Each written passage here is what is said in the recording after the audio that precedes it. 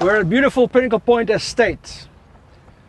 Golf with the flow, flag out, ball in. That's what we call chipping.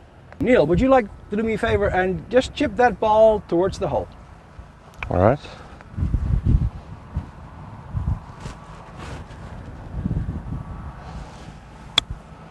Okay. Too much. That's all right.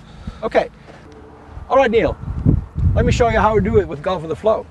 If you stand straight behind me, you can see that I'm decidedly open stance. You see the 30 degrees? Yes. Ball position towards my right foot, hands left. And I keep the club nice and low. And I move just like with every other part of golf with the flow. The whole philosophy is consistent through every aspect. I use my lower body, and the triangle I keep exactly intact. I focus on the hole without the flag, gives me better focus to the hole.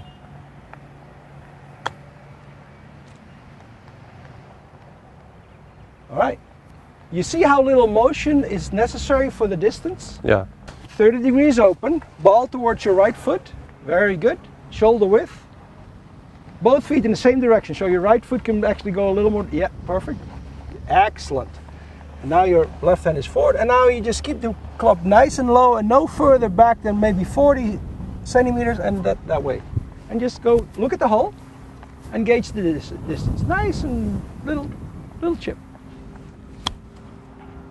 All right, already much better, but your backswing was decidedly longer than your through swing. And remember from pitching? Like a pendulum, yeah. Like a pendulum. So make a practice swing like a pendulum. So the backswing is exactly feet in the same direction. The pendulum going back and forth is exactly the same distance. And that's still too long. Halfway back, half of that. Excellent. Now chip it in the hole. Take a look at the hole and make it disappear.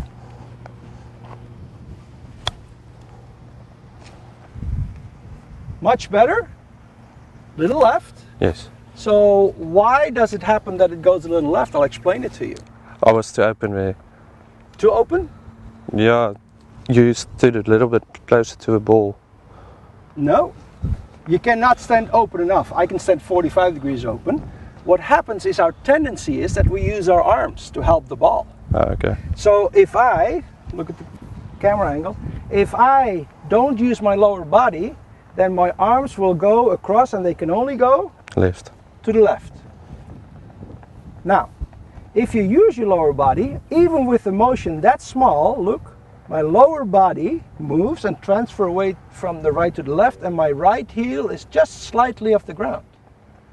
So that means that my lower body initiates the move forward, my upper body follows, and my arms and hands are Behind that. passive. All right, go ahead. Steel bars, nice and compact.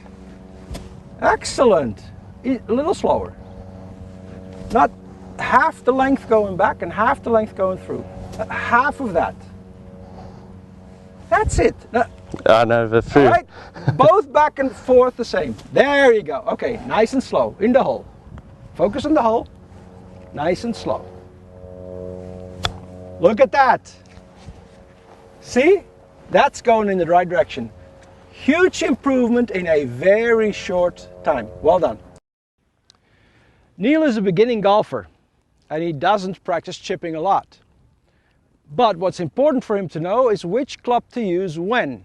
And that's completely dependent on the correlation of flight and roll.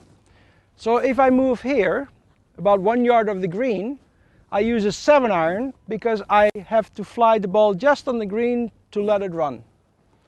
I go 1 yard back and I go with an 8-iron because I have to fly a little more. I go back, fly a little more with a 9-iron, go back, fly a little more, use a wedge, and then fly a little more and use a sand wedge. When the flag is further forward on the green, use more loft. When the flag is further back on the green, use less loft. So this is a very simple way of which club to use with flag out, ball in. The summary of flag out, ball in. 3 very simple core aspects.